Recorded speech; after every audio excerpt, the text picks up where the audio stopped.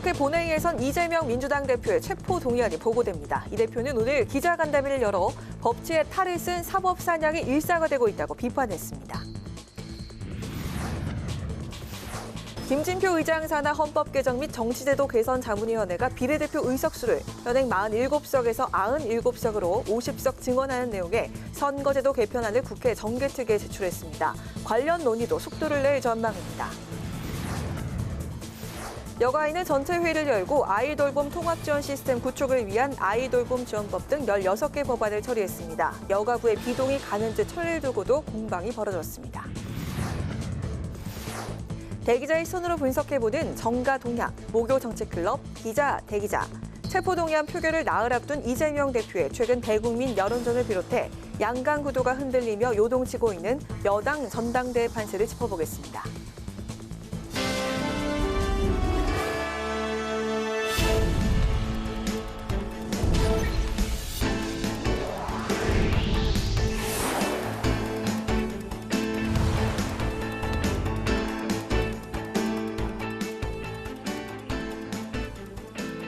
여러분 안녕하십니까? 2월 23일 목요일 국회 라이브 6 시작하겠습니다.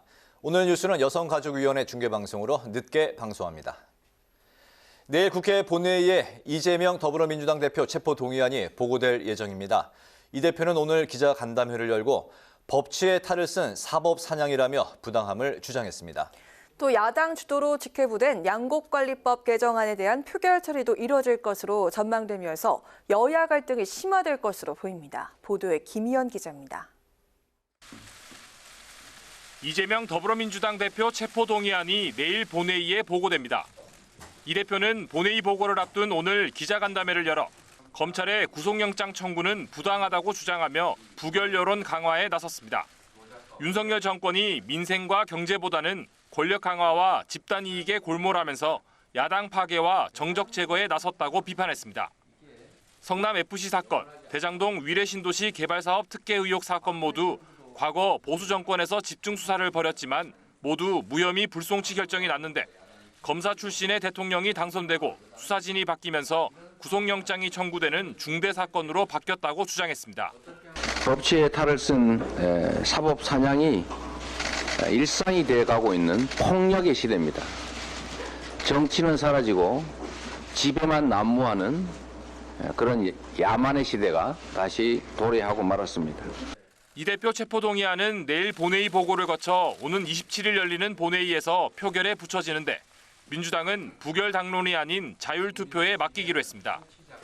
국민의힘은 이 대표가 언론 카메라 앞에서 방탄쇼를 했다고 비판하며 의원 개개인의 양심에 따라 체포 동의안을 가결해야 한다고 주장했습니다. 지금이라도 궤변과 말들로서 피하려고 하지 말고 있는 그대로 대한민국 법 질서를 받아들여서 불체포 특권 포기하고 영장실질심사에 응하는 것이 가장 쉬운 해결 방법이라고 조언합니다. 또 내일 본회의에서는 민주당이 본회의로 직회부된 양곡관리법 개정안 처리 의지를 밝히면서 쟁점이 될 전망입니다. 양곡관리법 개정안은 지난달 30일 본회의에 부의돼 표결만 앞둔 상황. 앞서 김진표 국회의장은 여야 원내대표 회동을 주재해 협의를 촉구했습니다. 하지만 쌀 품질은 떨어지고 생산량만 늘어나는 부작용이 발생할 거란 여당과 농민의 소득 안정화 장치가 필요하다는 야당의 입장차가 좁혀지지 않았습니다. 다만 민주당은 김 의장의 중재안을 수용해 정부의 쌀 의무 매입 기준을 완화한 수정안을 제출할 계획입니다.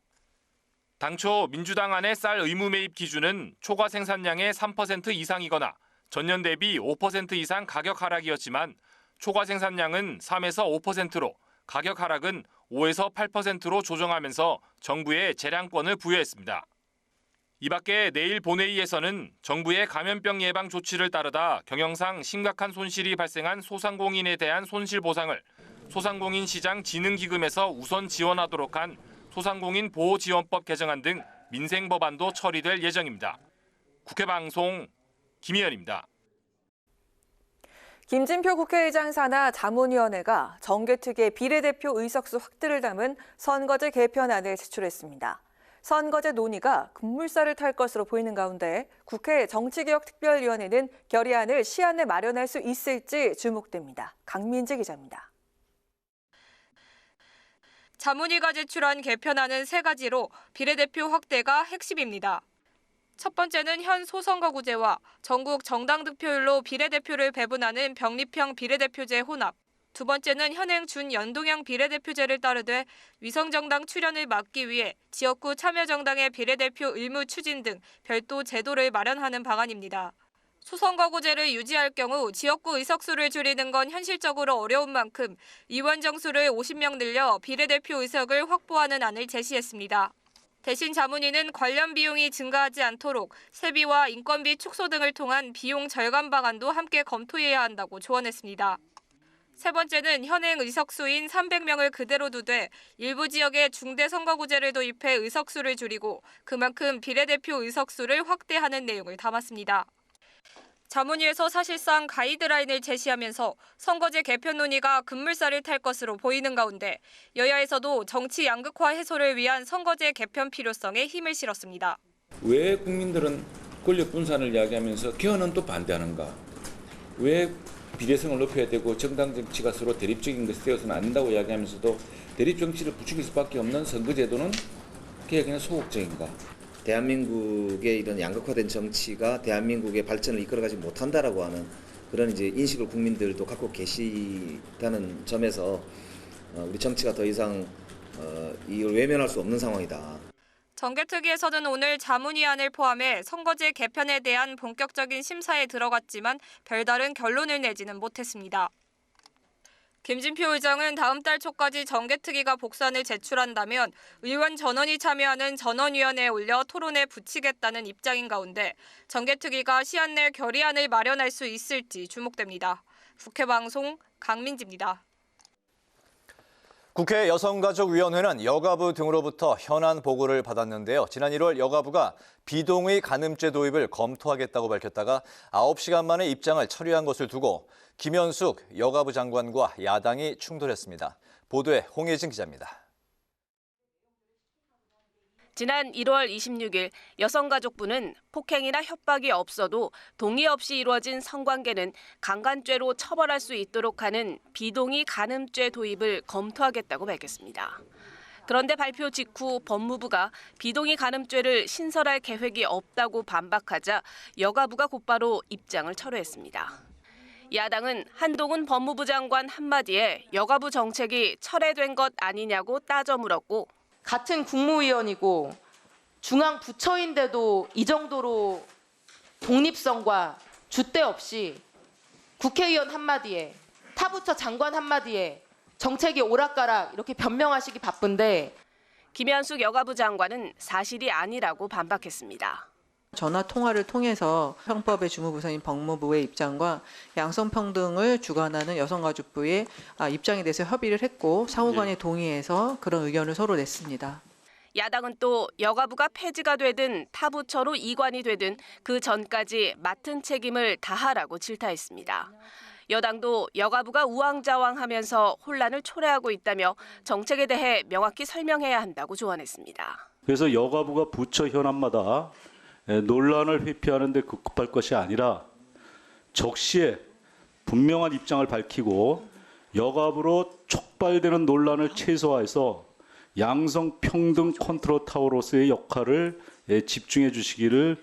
이 밖에 여가위 전체 회의에선 룸카페 논란, 양육비 채무 불이행 문제 등이 도마 위에 올랐는데 김 장관은 타부처와 협의 등을 통해 적극 대응해 나가겠다고 밝혔습니다.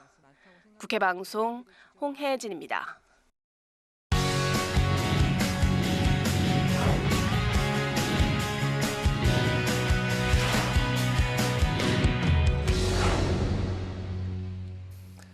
네, 오늘 열렸던 상임위와 관련해서 태윤영 기자와 함께 더 자세히 살펴보겠습니다. 태 기자, 어서 오세요. 안녕하세요. 네. 오늘 여성가족위원회가 열렸는데 의결된 주요 법안은 어떤 게 있습니까? 먼저 국가기관 내 성폭력 사건이 발생하게 되면 지체 없이 여성가족부 장관에게 공개를 하고요. 네. 또 사건 처리 결과와 재발 방지 대책 결과도 이 장관에게 공개하도록 하는 성폭력 방지법 개정안이 처리됐습니다.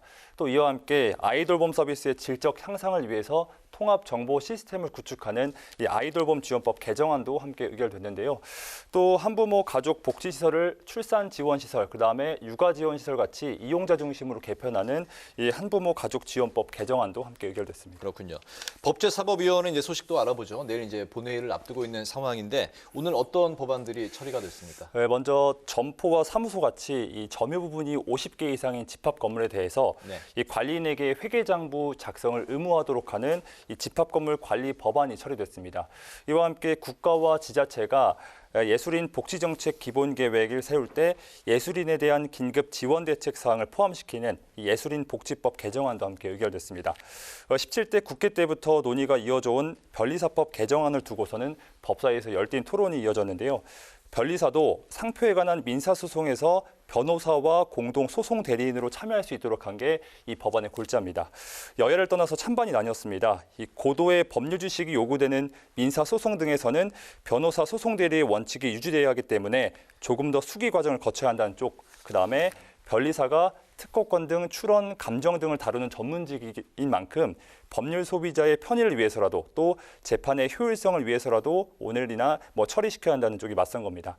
이 법 쪽의 우려가 계속 제기되고 있고 또 오늘 법사위에서도 여러 의견이 나온 만큼 변리사법 개정안은 이 법안 심사소위에서 다시 논의하기로 했습니다. 네, 변리사도 이제 재판 과정에 이제 참여시키느냐 이게 이제 관건인 것 같습니다. 본회의에 이제 그 직부의된 법안도 관심인데 어떤 부분이 지금 쟁점이 되고 있습니까? 네, 리포트에서 보셨겠지만 이 초과 생산된 쌀에 대한 정부의 시장 격리 의무화를 담은 양곡관리법을 두고 여야의 갈등이 초래되고 있습니다.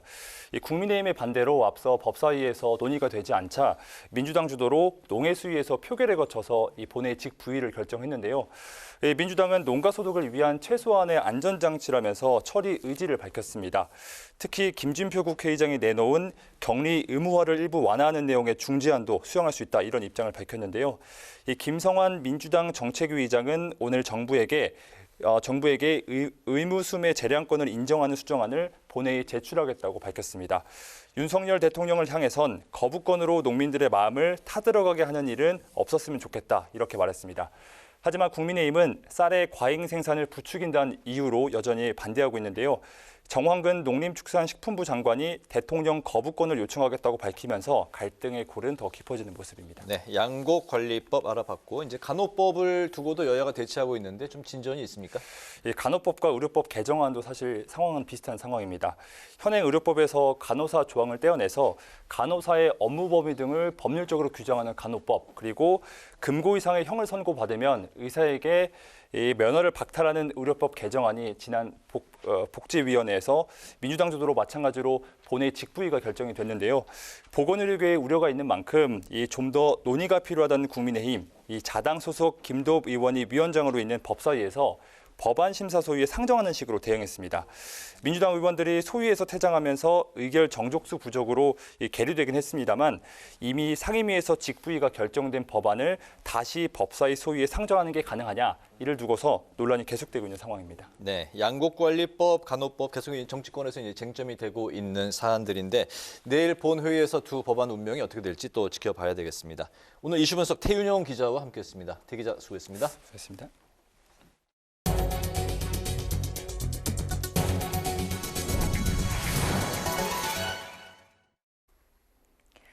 국민의힘과 정부, 통신업계가 6세대 이동통신을 비롯한 차세대 네트워크 주도권 확보를 위해 적극 협력하기로 했습니다.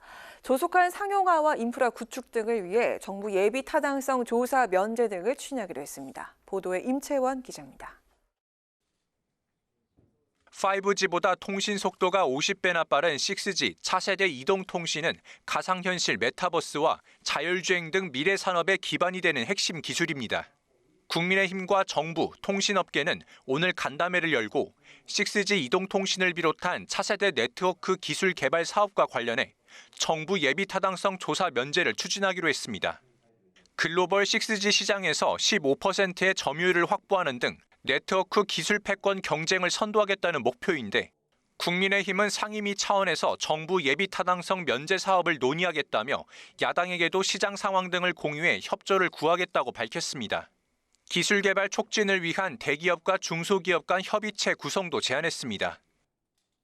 앞으로 메타버스, 자율주행, 또 이 UAM 같은 엄청난 이 모빌리티 시장을 비롯해서 급변하고 있는 큰 흐름 속에 이 6G가 뒷받침이 안 되면 안 됩니다. 이에 대한 앞으로 입법적으로 예산적으로 지원을 하겠습니다. 최근 K네트워크 2030 전략을 발표한 정부는 6G 원천 기술 상용화와 소재, 부품, 장비 분야 국산화 등을 추진한다는 계획입니다. 이정호 과기부 장관은 K네트워크 2030 전략의 성공적 이행을 위해 국회와 협력을 강화하는 한편 민간 지원 체계를 구축하겠다고 밝혔습니다. 6,253억 원 규모의 R&D 예비 타당성 절차를 당초보다 2년 앞당겨 진행하고 있고 2026년에는 주요국 통신사, 제조사, 표준 전문가, 장관급 정부 관계자 등을 국내에 초청해서 그동안의 6G 연구 결과를 시연하는 통신업계는 간담회에서 예비 타당성 조사 면제와 함께 고급 인재 양성, 외국인 국내 취업 유연화 등 정부와 국회의 정책, 입법적 지원을 요청했습니다. 뭐 6G 관련된 거라든가 아까 말씀드린 뭐 위성이라든가 유해형 관련된 것들 또 이제 그 대중소기업이 상생을 하기 위해서는 이제 오픈라인이 더 활성화가 잘 돼야 되는데 뭐 계약학과뿐만이 아니라 이러한 네트워크의 특성화 대학원이라든지 아니면은 그러한 연구센터라든지 그러한 것들이 좀 더 활성화가 돼서 통신업계는 변재일, 박성중 의원 등이 발의한 양자기술, 양자산업 관련 법안의 조속한 처리도 요청했는데 성일종 정책위의장은 야당의 협조를 받도록 노력하겠다고 밝혔습니다. 국회방송 임천입니다. 일본이 한국인 강제노역 현장인 사도광산을 세계문화유산으로 등재하려는 것을 두고 앞서 약속한 강제노동 적시 등의 후속 조치부터 이행해야 한다는 주장이 제기됐습니다. 발제에 나선 남산구 동북아 역사재단 연구정책실장은 일본이 지난 2015년 구남도 등 메이지 산업유산의 세계유산 등재 결정 당시 한국인의 강제노역을 알리겠다고 했지만 이에 대한 이행 없이 세계유산 등재부터 시키려 한다고 밝혔습니다. 토론회를 주관한 안민석 의원은 사도광산은 일본 제국주의 시기 한국인 2천여 명을 강제징용해 열악한 조건에서 노동을 강제한 인권유린 현장이었다며 유네스코 세계유산이 돼선 안 된다고 주장했습니다. 국회의원회관 1로비와 2로비에서는 3월 3일까지 한국인이 강제 노역했던 사도광산을 담은 관련 특별전이 열립니다. 과도한 법적 규제가 플랫폼 산업 성장 저하를 초래할 수 있어 업계 자율 규제로 소비자 권익 보호를 해야 한다는 의견이 제시됐습니다. 플랫폼 자율 규제 관련 토론회를 주최한 김성원 국민의힘 의원은 자율 규제 기구의 역할을 강조하며 이같이 말했습니다. 전성민 가천대학교 교수는 소비자 의견을 토대로 플랫폼 서비스 방향을 개선하는 소비자 참여형 방안을 제시했습니다. 더불어민주당이 지난 6일 정부의 화물운송산업 정상화 방안이 정부와 노조 간 이견만 더 크게 만드는 일방통행식이라고 비판했습니다. 박홍근 원내대표는 화물운송산업 정상화 방안 평가 토론회에서 화물운송 사업만큼은 사회적 대타협이 절실한 의제라며 대통령과 장관이 거친 말로 노동계를 일방적으로 밀어붙일 게 아니라 대화가 먼저라며 이같이 밝혔습니다. 그러면서 안전운임제는 45만 화물 노동자들의 생존 문제라며 안전운임제 도입으로 화물 노동자들의 최소 생계를 보장하고 국민 안전을 지키자는 게 민주당의 일관된 입장이라고 강조했습니다. 김진표 의장이 샤키예프 키르기스스탄 국회의장과 회담을 갖고 양국 간 협력관계 증진 방안에 대해서 의견을 교환했습니다. 김 의장은 키르기스스탄을 중앙아시아 외교의 주요 협력국가라고 강조하는 한편 한국 기업이 키르기스스탄에서 핀테크 사업 등 통신, 에너지 분야에 진출할 수 있도록 관심을 기울여달라고 당부했습니다. 이어서 김 의장은 2030 부산 세계 엑스포 유치에 관한 키르기스스탄 정부의 지지를 요청했습니다.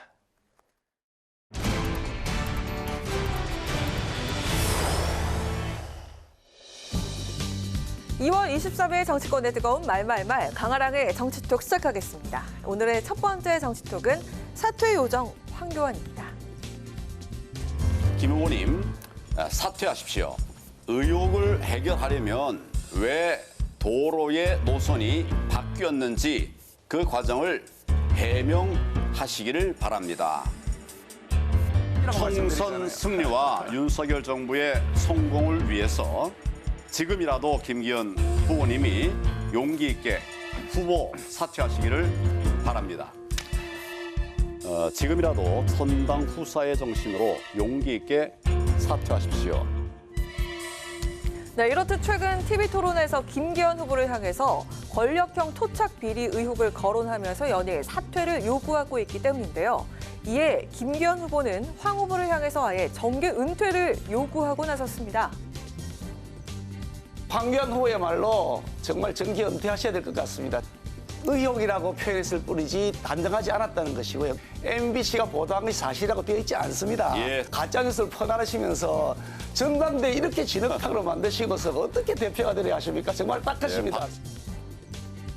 황교안 후보의 저격수 이미지가 통한 걸까요? 사퇴 요정이란 씬스틸러로 등장하면서 지지율도 상승세를 보이고 있는 상황입니다.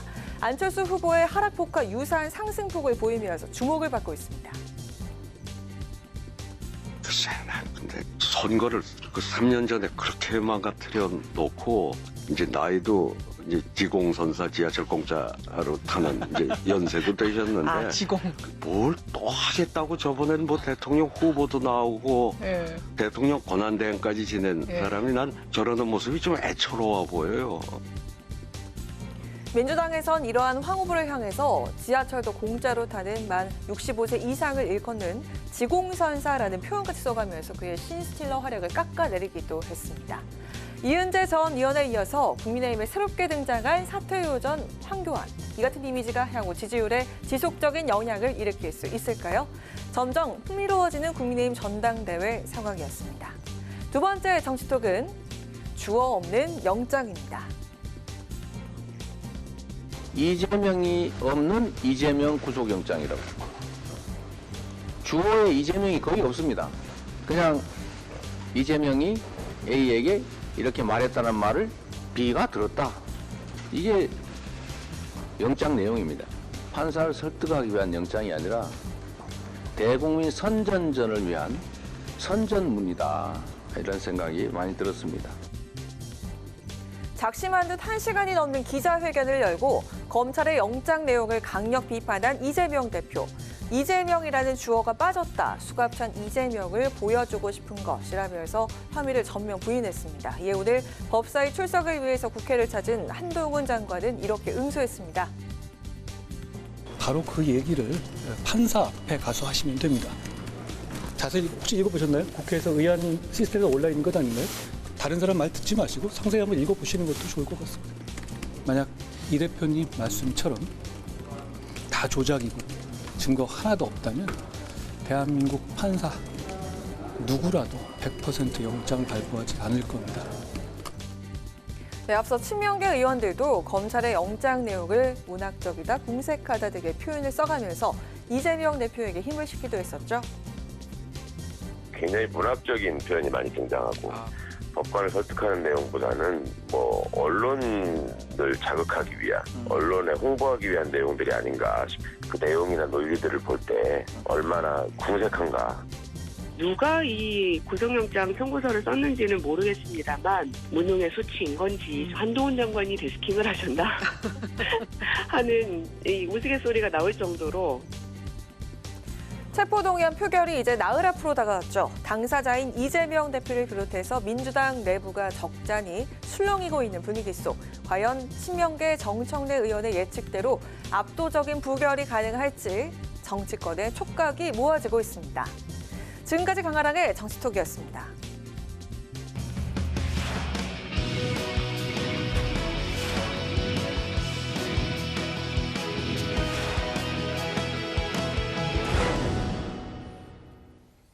네, 정치권의 동향을 대기자의 시선으로 짚어보는 목요 정치클럽 기자 대기자 시간입니다. 오늘도 성환용 한겨레 신문 선임 기자, 최병묵 전 TV조선 해설위원 두 분과 함께하겠습니다. 어서 오십시오. 반갑습니다. 네, 안녕하세요. 네. 오늘은 그 성 기자께서 발제 준비하셨죠? 예, 이재명 대표가 나는 억울하다 이렇게 해서 대국민 홍보전에 나선 것 같고요. 그 얘기하고 이제 국민의힘 전당대회 얘기를 또 안 할 수가 없을 것 같습니다. 네. 방금 말씀하신 그 이재명 민주당 대표가 대국민 홍보전에 돌입한 것 같다고 말씀하셨는데 오늘 그 기자회견을 열고 구속영장 청구에 대해서 이제 조목조목 반박을 했습니다. 체포 동의안 표결 이제 나흘 앞두고 있는 상황인데 모두 그 총 60분 넘게 진행이 된 상황에서 40분 넘게 혼자 모두 발언을 했습니다. 이제 주요 내용은 검찰 수사는 조작된 것이다 이런 내용이었는데 오늘 그 기자회견 내용 어떻게 보셨습니까? 그래서 그 현장에 있던 기자들 얘기는 힘들었다고 그래요. 그 받아치느라고 팔이 아플 정도였다고. 그 시간이 너무 길어서. 그렇습니다. 한 30분 정도 할 줄 알았는데 훨씬 길어졌다. 그래서 힘들었다고 하고 아무튼 이제 전부 다 받아쳤는데 받아치고 나중에 내용을 또 자세히 보니까 그 전에 했던 얘기를 다시 반복한 거다. 그러니까 뭐 새로운 팩트나 이런 건 별로 없었고요. 다만 이제 그 검찰하고 현 정권에 대한 비판하는 단어만 몇 개 좀 새로. 실제로 이제 기사를 쓰려니까 이렇게 기사를 쓰기가 좀 난감한. 새로운 게 없기 때문에. 예, 뭐 아무래도 이제 기자들은 새로운 얘기를 기사로 쓰는데, 아무튼 좀 이 감성적으로는 이재명 대표가 내가 억울하다 이런 얘기를 하는 데는 성공을 했지만. 어떤 뭐 새로운 그 사실을 제시하거나 뭐 그렇게 하지는 못한 것 같습니다. 네. 새로운 사실이 없음에도 자주 이런 그 기회, 그 홍보전을 갖는 거는 그래도 본인에게 유리하다고 이제 생각하기 때문이죠. 물론이죠. 최선을 다하는 모습. 난 이렇게 억울하다. 이 얘기를 자꾸 하면 할수록 그럴 수 있겠구나 이렇게 생각하는 국민이 많아질 수 있죠. 네, 오늘 기자회견 내용 어떻게 들으셨습니까? 저는 뭐 좀 생각이 다른데 무슨 얘기냐면 이재명 대표가 오늘 얘기한 거는 법적인 문제는 아니에요. 이제 언론에 보면 왜 조목조목 반박 이렇게 돼 있잖아요. 네. 근데 검찰이 구속영장에서 진짜 조목조목 이렇게 그 혐의를 나열을 하고 근거를 댔는데 그 부분에 관해서는 얘기 없어요. 얘기 없고 그냥 억울하다. 뭐 검찰이 조작했다 이렇게 얘기하는데 사실 저 부분에 관해서 저는 충분히 뭐 국민의힘이나 아니면 검찰이 반박할 수 있다고 생각해요. 당장 한동훈 법무부 장관이 반박했잖아요. 아니 그렇게 이게 전부 다 조작된 사실이고 정말 누가 봐도 말이 안 되는 내용이라고 그러면 영장실질심사를 받으면 100% 기각될 거 아니겠습니까? 근데 왜 그걸 안 받으려고 하죠? 이런 부분에 관해서 저는 만약에 이 구속영장 문제를 놓고 그 안에 있는 혐의 문제를 놓고 검찰과 이재명 대표가 만약에 토론을 벌인다고 한번 생각을 해보세요. 국민들이 어떻게 평가할 것인가. 어찌 보면 그 1차적인 평가가 영장실질심사에서 저는 이루어진다고 봅니다. 그렇기 때문에 오늘 기자간담회에서 이재명 대표가 얘기한 건 뭐 본인은 그런 주장을 할 수가 있어요. 그러나 검찰은 구속영장에서 검찰의 주장을 했거든요. 그러면 구속영장과 이재명 대표의 반박 이걸 보고서 아마 국민들이 평가를 할 텐데 저는 뭐 이재명 대표의 반박이 구체적이지 못하다. 적어도 사실관계에 대한 반박이 제대로 이루어지지 않고 전체적으로 그냥 뭉뚱그려서 억울하다든지 정치보복이라든지 무슨 이런 식의 표현을 쓰고 있는데 그거는 앞으로 이제 기소가 되지 않겠습니까? 만약에 체포동의안이 부결되면 그때 법정에서 뭐 전혀 먹히지 않을 얘기다 이렇게 생각합니다. 그 한동훈 장관 얘기는 좀 말이 안 돼요. 그건 이따가 좀 다시 얘기하기로 하고요. 그거보다 이재명 대표를 간담회에서 좀 아쉬운 대목이 있습니다. 뭐냐면 한 1년 전이죠. 불체포 특권 나는 난 그런 거 필요 없다. 최소한의 어떤 사과를 해야 될 것 같아요. 내가 그때 판단을 잘못했다. 대선 경선 당시에 나왔다. 그렇습니다. 나는 우리나라가 이제 많이 선진국이 돼서 검찰이 그렇게 무리한 수사를 안 할 것으로 내 판단을 잘못해서 불체포 특권이 필요 없다고 했는데 내가 좀 잘못 생각했던 것 같다. 죄송합니다. 이렇게 하고 지금 그 국회에서 나에 대한 체포 동의안을 부결시켜야 된다. 이렇게 주장하는 게 일관성이 있는데 이제 그 얘기를 잘 안 해요. 이제 그러다 보니까 이제 설득력이 떨어지는 그런 측면은 있습니다. 알겠습니다. 불체포 특권에 대한 주장을 이제 철회하는 발언 없이 조목조목 반박하는 상황이고 알맹이가 없이 아니 그러니까 이른바 기자들 표현으로 따지면 팩트 반박이 없다는 거죠. 팩트 반박이 없다. 그리고 알겠습니다. 그냥 뭉뚱그려서 뭐 보복이다, 뭐 내가 뭐 수갑 차는 모습 보고 싶은 거 아니냐 이렇게 얘기를 하는데 그거 보고 싶은 사람 별로 없고요. 그다음에 그 판단은 법원이 합니다. 알겠습니다. 네. 그런 가운데 이재명 대표 이제 발언 수위가 점점 더 올라가고 있는 그런 모습입니다. 이제 윤석열 대통령을 향해서 이제 어제 최고위에서 깡패라는 이제 그 표현, 이게 막말에 가까운 이제 그런 비난을 또 쏟아냈는데 사실 깡패라는 표현이 정치권에서 이게 가끔 나오는 발언입니다. 고민정 의원도 정치 깡패로 보이는 게 뭐 윤 대통령과 뭐 검찰이다.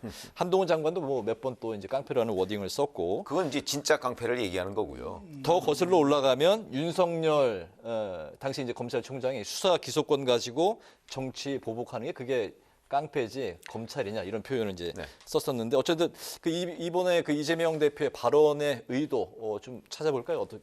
글쎄 제가 보기에는 이재명 대표가 이제 이런 아주 강력한 그야말로 그 야당 대표로서의 어떤 품격에 걸맞지 않은 이런 발언이 나오게 된 배경, 뭐 그런 것들이 저는 굉장히 그 주목되는데 그 이유는 바로 이재명 대표가 이 검찰의 구속영장 청구 뭐 얼마나 면밀히 따져봤겠습니까?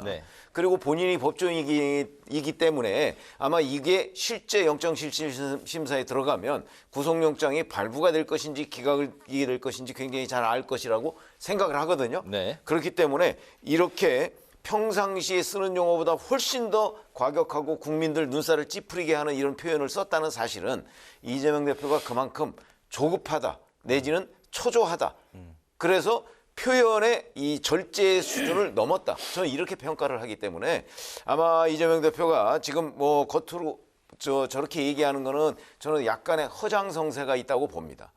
그래서 본인은 뭐 자꾸 소설이라고 얘기하지만 그 소설이 아닌 많은 그 사실관계들이 거기에 들어가 있기 때문에 그래서 뭐 체포동의안도 부결적으로 지금 몰아세우는 것이고 본인의 이런 막말도 그래서 나오는 것이다 이렇게 생각합니다. 허장성세다. 정확한 워딩은 이재명 대표의 말은 강도와 깡패가 날뛰면 담장도 치고 대문도 닫아야 된다. 과거 이제 깡패라는 말을 윤석열 대통령이 그 국정농단 사건 수사팀장 맡았을 때 했을 겁니다. 그게 박근혜 정부에서 이제 한직을 돌다가 수사팀장을 하게 되니까 그 당신 그 박근혜 정부한테 정치 보복하는 거 아니야? 그렇게 얘기하니까 아니 수사권 가지고 그 보복하면 그게 깡패지 검사입니까?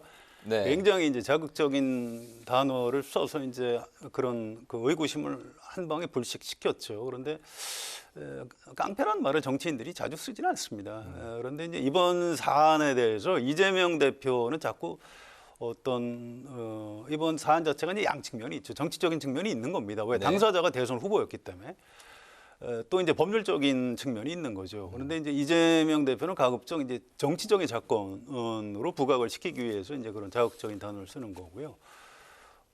근데 이게 좀 지금 검찰이나 이쪽에서는 아니 이건 그 정당한 범죄에 대한 수사다 이제 이렇게 얘기를 하고 있어요. 한동훈 장관이나 검찰이 그렇게 얘기하는 건 뭐 수사기관으로서 타당합니다. 그런데 저는 이 사건의 공방 중에 약간 좀 이해하기 어려운 게 국민의힘 지도부예요. 정진석 비대위원장하고 주호영 원내대표가 막 여기 이제 끼어들어가지고 뭐 이재명 대표 이 수사는 뭐 정당한 뭐 범죄 수사고 이재명 대표 뭐 쉽게 얘기해서 뭐 감옥 가야 된다 이런 얘기를 자꾸 하니까 이게 좀 불필요하게 정쟁화되는 측면이 있습니다. 실제로 그 국민의힘에 좀 나이가 많은 고문들, 정치 오래 하신 분들이 이 정진석 비대위원장한테 아니 좀 너무 그렇게 강하게 하지 마라. 이 보수 정당의 지도부는 좀 점잖게 하고 야당을 비판할 일이 있으면 그 대변인들한테 말을 하게 하면 된다. 이렇게 조언을 했는데 그 조언도 잘 안 듣는 것 같아요. 오늘 아침에도 그 이제 못 참고 막 이제 비대위원장하고 원내대표가 나서고 있는데 그건 좀 바람직한 측면은 아닌 것 같습니다. 요새 그 정치권들이 이제 오고 가는 설전을 보면 너무 거친 말들이 오고 가서 그래서 좀 보수 정당은 좀 더 점잖해야 될 것 같은데 그런 면에서 좀 아쉬움이 있다. 아이들하고 같이 뭐 뉴스를 보기가 민망할 그럴 때가 많이 있는 것 같습니다. 이런 와중에 이제 체포 동의안 표결 27일 다음 주 이제 월요일인데 이제 앞두고서 이제 비명계도 부결로 단일 대우를 이제 형성하고 있는 그런 분위기 같습니다. 27일 표결 전까지 이런 그 단일 대우 계속해서 유지가 될까요? 어떻게 보십니까? 저는 뭐 유지가 될 걸로 봅니다. 그러면 비명계는 왜 그 단일 대우 대열에 합류를 했느냐? 그건 뭐 역시 지금 이재명 대표가 구속됐을 경우에 별로 대안이 없는 게 사실이죠. 뭐 대안이 갑자기 하늘에서 떨어지는 것도 아니고 그런 현실적인 이유도 고려가 됐고요. 그다음에 예를 들어서 비명계 좌장이라는 서른 의원 같은 경우는 바로 오찬을 했는데 거기서 이재명 대표가 어떤 얘기를 했다는 거 아니에요? 그러니까 만약에 부결이 되고 나면 어떤 액션을 취할 것이다. 서른 의원이 이렇게 얘기를 했거든요. 근데 그 액션이라는 부분에 대해서 아마 서른 의원이 뭔가 동의한 것 아닌가. 근데 저는 뭐 그 액션이 뭐 대표직 사퇴 이런 건 아니라고 봅니다.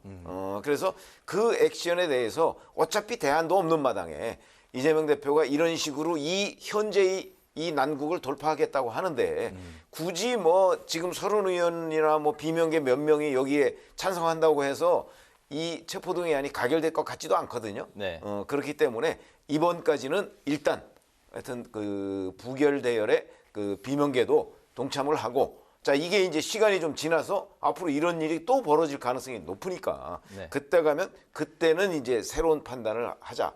아마 이런 정도로 공감대가 형성된 것이 아닌가. 저는 그렇게 분석을 합니다. 서른 의원 이제 말씀하셨는데 그동안 이제 이재명 대표에게 많은 그 비판 발언 이제 쏟아냈던 의원인데 어제 그 민주당 의원총회에서 방금 말씀하신 게 부결 이후에 이 대표가 어떤 행동을 할 것이다 이런 이제 발언을 한 거를 말씀하신 것 같습니다.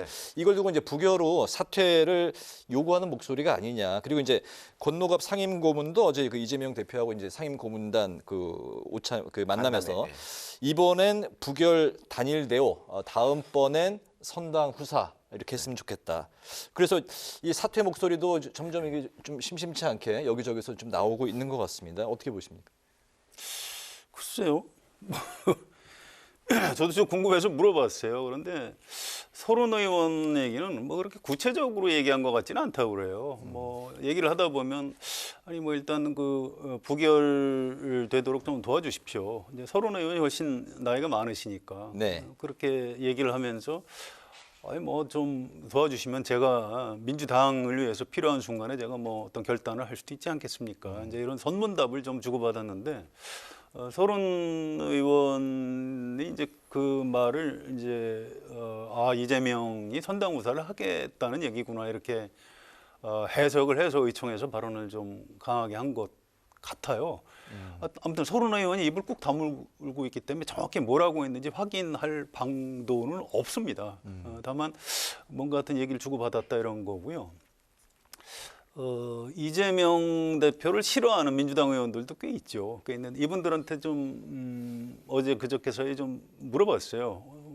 어떻게 할 거냐 그랬더니 일단 부결하겠대요. 왜 그러냐 그랬더니 일단 기본적으로 이번 사안의 정치적인 성격은 야당 탄압이라고 봐야 된다 이런 거고요. 또 언론을 통해서 나왔고 또 이제 구속영장 청구서 내용이 공개됐죠. 이걸 네. 보니까 이거 법률적으로 유죄 무죄를 다퉈볼 수는 있는데 뭐 이재명이 돈을 먹었다는 거는 직접 증거는 없는 것 같다 이렇게 얘기를 해요. 그래서 여기서 이거 가결시키자라고 당내에서 뭐 좀 이렇게 얘기하기도 좀 곤란하다고 합니다. 명분이 좀 부족하다고 그래요. 네. 그런 측면이고 또 한 가지는. 이번만으로 끝나는 게 아니거든요. 앞으로 이제 이번에 부결이 돼도 검찰에서 계속 쪼개기 영장 체포영장이 예상이 나오고 있죠. 들어올 것 같은데 또 이제 올 한 가을이나 돼서 뭐 당 지도화용 올라가지 않고 하니까 이재명 대표한테 좀 미안하지만 좀 내려와 달라. 이제 이렇게 얘기를 하려고 해도 퇴로를 열어줘야 되고 좀 이재명 대표의 명예를 좀 생각을 해줘야 되는 것 아니냐. 네. 그러니까 그때를 생각해서 지금은 일치 단결을 해서 이 부결시키는 것이 당내 정치 공학적으로도 맞는 것 같다 이렇게 얘기를 합니다. 그래서 이제 그 얘기를 듣고 보니까 이제 일리가 있더라고요. 네. 그런데 이제 권노갑 고문이나 이런 분들 한 얘기, 또 유인태 전 총장이 이번엔 부결하더라도 뭐 다음에 계속 부결시킬 수는 없다 그 얘기는 그건 현실입니다. 당장 월요일 날 이제 그 개표 결과가 저도 참 궁금한데요. 거기서 압도적으로 부결되는 경우하고 아슬아슬하게 부결되는 경우하고 정치적인 맥락이 좀 많이 다를 겁니다. 그래서 네. 검찰이 계속해서 체포동의안 밀고 들어오면 민주당 의원들도 흔들릴 수 있어요. 그래서 일단 월요일 날 무기명 투표 결과가 어떻게 나오는지 좀 잘 지켜봐야 될 필요는 확실히 있는 것 같습니다. 3월 1일에 바로 이제 임시국회가 열리지 않으면 그 임시국회가 열리는 그 뭐라고 할까요? 그 빈틈, 그 갭 사이에 구속영장이 재청구될 수 있다. 뭐 그런 뭐 또 예측도 나오던데요. 재청구될 수는 없죠. 지금 구속영장이 청구돼서 돼서 지금 있는 상태 아닙니까? 그러니까 만약에 그때 되면 뭐 구속영장을 뭐 집행을 할 수가 있거나 뭐 이렇게 될 수는 있는데 그런 경우는 또 김진표 국회의장이 그 결정을 해야 되거든요. 그리고 그 전에 3월 1일부터 임시국회 열릴 겁니다. 왜 그러냐면 아니 민주당이 임시국회를 3월 1일부터 열자고 하니까 그 공백이 저는 있을 수 없다고 봅니다. 공백이 없이 바로 임시국회가 열리게 될 것이다. 알겠습니다. 뭐 같은 생각이신 거죠?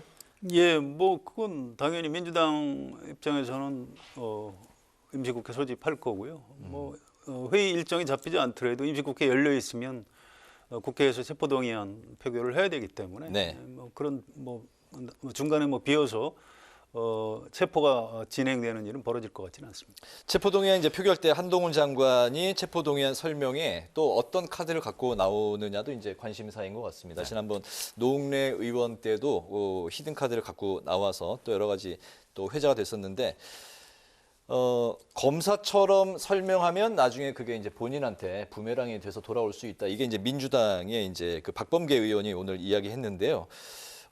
물증이 될 만한 어떤 그 좀 스모킹건을 갖고 나올까요? 어떻게 보십니까?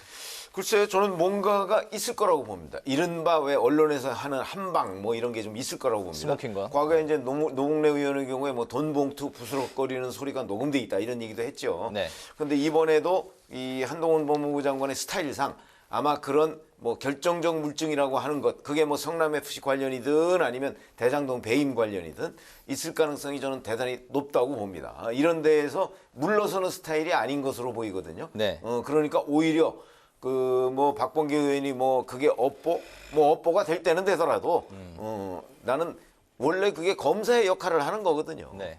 그런 점에서는 그 역할에 충실할 것이다. 저는 그렇게 예상하고 있습니다. 아까 그 성 기자님께서 한동훈 장관의 어떤 그 발언에 대해서 뭐 좀 이따 말씀하신다고 했는데 그 곁들여서 같이 말씀하시면 될 것 같습니다. 그 이재명 대표의 발언 그거 이제 판사 앞에서 하면 된다. 그 말씀하신 건가요?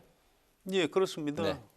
그런데 그 똑같은 논리로 그러면 불구속 기소해서 뭐 법원에서 유무죄를 가리면 되죠. 어차피 형사소송법이 구속 수사를 하기 위해서 필요한 것에 불과해요. 또 불구속 수사가 원칙입니다. 형사소송법에. 네. 그래서 한동훈 장관 논리대로라면 그냥 구속 체포동의안 뭐 이런 거 안 하고 그냥 바로 기소하면 돼요. 그럼 곧장 법원에서 재판이 진행되면서 이번 사건의 실제적 진실이 뭔가로 들어갈 수가 있는 겁니다. 제가 볼 때는 이 한동훈 장관은 좀 문제가 심각해요. 말을 너무 많이 하기 때문에 이 말이 좀 꼬이는 측면이 있습니다. 예를 들어서 오늘 이게 방탄이라고 보느냐. 아니 우리나라 모든 국민 중에 방탄이라고 생각하지 않는 국민이 있을까요? 아니 어떻게 그런 말을 합니까? 아니 이재명 대표에 대한 영장 청구가 부당하다고 생각하는 최소한 이재명 대표 지지자들이 꽤 돼요. 그 사람들은 대한민국 국민 아닌가요? 정치인도 말을 그렇게 하면 안 되는데 대한민국 장관이 그런 식으로 얘기하면 안 되는 거죠. 그래서 좀 뭔가 좀 업을 자꾸 쌓는 것 같다. 네. 또 이제 그 검사처럼 발언하지 말라. 이제 그 얘기에 대해서도 뭐 나를 위해서 선의해서 말씀해 주신 거면 내가 받아들이겠지만 나는 월급을 받는 대한민국 공직자로서 그럴 생각이 없다. 난 이제 그 뭔가 좀 세게 하겠다 이렇게 예고를 한 거죠. 네. 그냥 당일날 말씀을 세게 하면 돼요. 이걸 왜 예고편까지 이렇게 얘기를 합니까? 이게 알겠습니다. 참 납득하기 어려운 사람이에요. 알겠습니다. 이번에 그 국민의힘 전당대회 상황으로 이제 넘어가겠습니다. 어제 세 번째로 그 TV 토론회가 열렸는데 김기현 후보의 이제 발언, 대통령과 공천 문제를 논의하겠다 이 발언을 두고서 안철수 후보가 대통령의 정치 중립 의무를 이제 위반한 거 아니냐, 법적인 문제가 있다 이렇게 이제 걸고 들어갔습니다. 이 공방은 또 어떻게 지켜보셨나요? 아니 이렇게 생각하시면 돼요.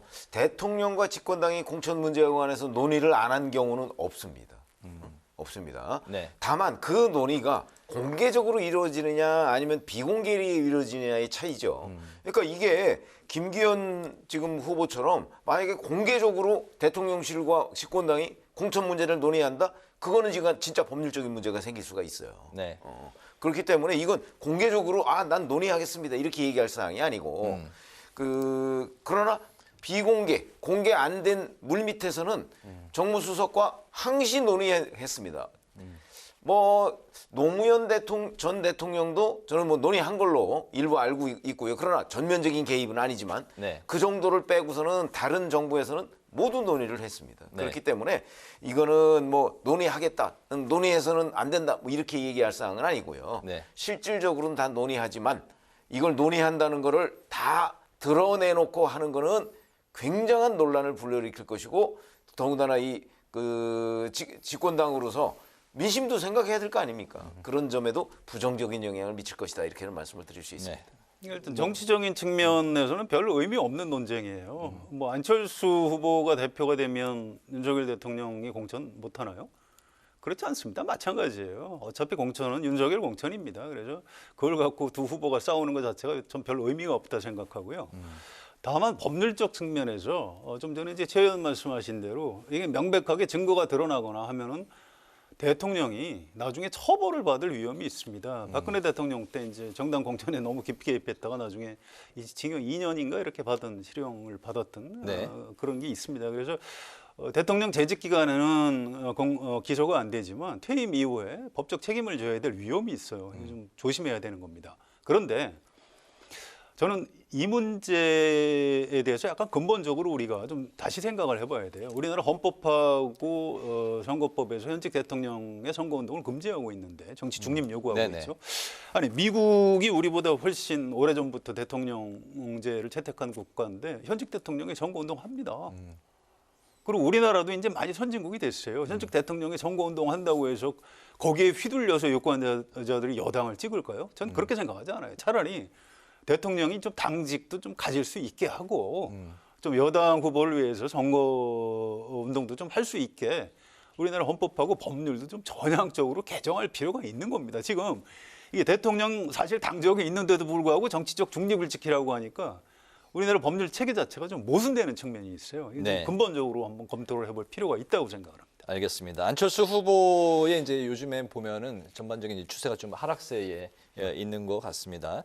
그런 가운데 이제 천하람 후보가 20%대를 이제 뚫고서 처음으로 2위로 치고 올라간 그런 여론조사 결과도 나와 있는데 안 후보가 고전하는 이유 그리고 천 후보의 그 약진 그 두 가지 그 두 후보에 대한 이야기를 좀 짧게 좀 들어볼까요? 저는 뭐 처음부터 예상됐던 일이라고 하는데 네. 다만 저는 그 어떤 예상을 했냐면 천하람 후보가 상승하는데 한계가 있을 거라고 제가 말씀을 드렸죠. 그랬었죠. 그리고 지금 말씀하시는 그 여론조사 한 개 빼놓고서 다른 모든 여론조사는 안철수 후보가 2위로 나옵니다. 네. 그렇기 때문에 어느 하나가 예를 들어서 여론조사가 잘못됐을 수도 있는 거거든요. 그러니까 그걸 보고서 지금 2위가 혹시 바뀌는 것 아니야 하는 건 굉장히 성급한 판단이고요. 도전을 하고 있지만 안 후보가 2위로 완주할 것이다라고 생각하시나요? 저는 최종적으로는 안 후보가 2위로 완주할 가능성이 대단히 높아서 네. 결선 투표까지 그것도 갈 가능성이 높다고 전망하고 있습니다. 천하람 후보의 상승세는 한계가 있다라는 말씀인 것 같고요. 네.